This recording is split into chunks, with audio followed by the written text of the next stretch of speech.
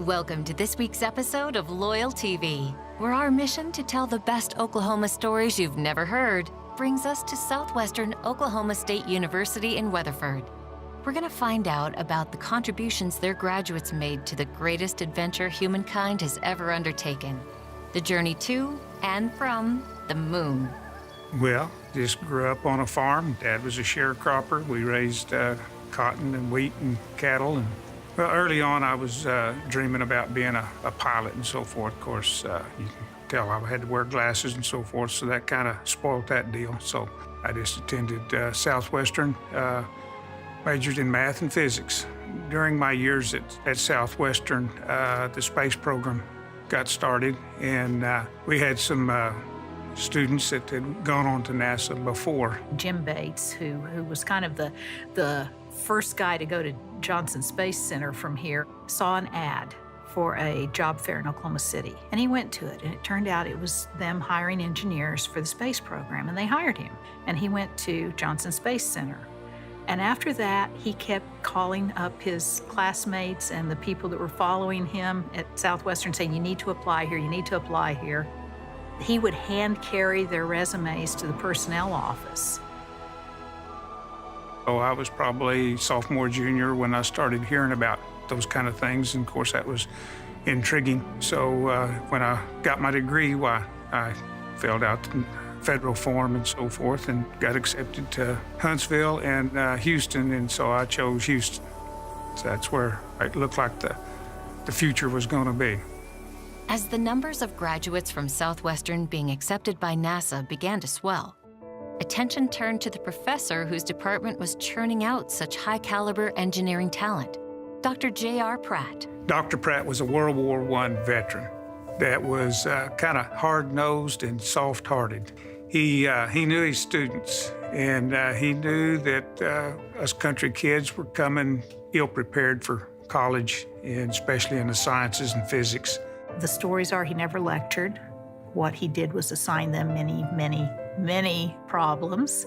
Often they had to go look up information that wasn't immediately available in the textbook, and this is at a time when you had to go to the library to figure out where you could find it. You couldn't say, Siri, what's the radius of the Earth? But he was fascinated by the space program too. According to Dr. Hill, in 1937, he predicted man would go to the moon.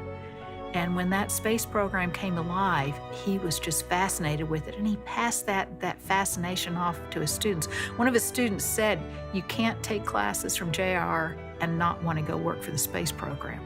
And so it was that Tommy Weichel found himself en route to Houston at the beginning of an adventure that would change his life and the lives of everyone on the planet. Oh, coming from the farm, going into Houston and going across the spaghetti bowl with, a little U-Haul trailer with everything I had, Yeah, it was pretty daunting and so forth.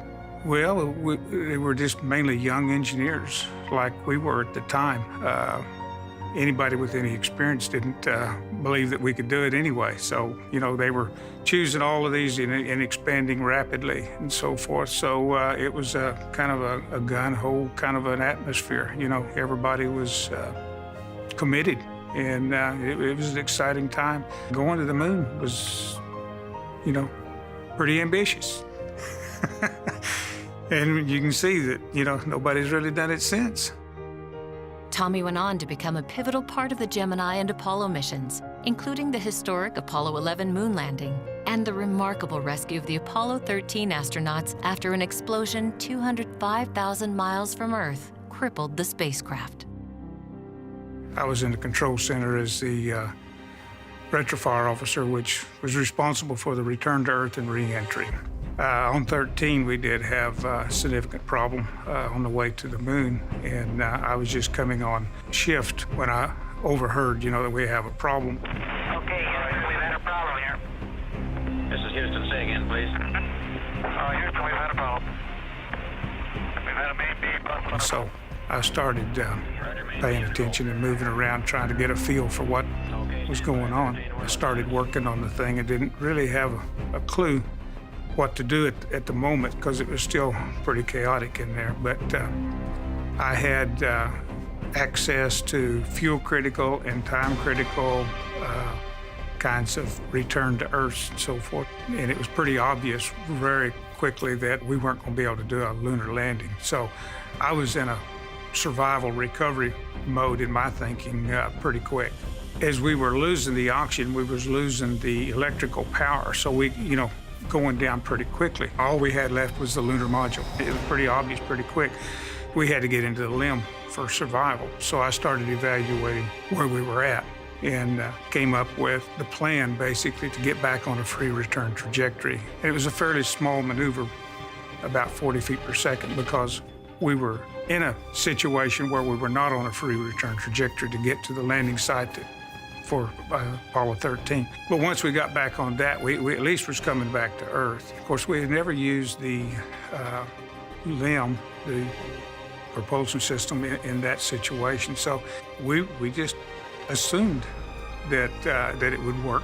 So it was after the burn at the moon that we had real high confidence that we were going to be able to get them back. It was just a matter of surviving it out.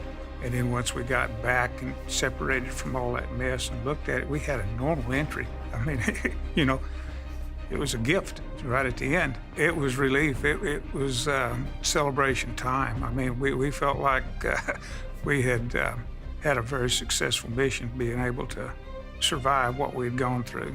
I did my part at my time. I think even the astronauts understood that they were nothing without that team. That they knew that team was what got them there.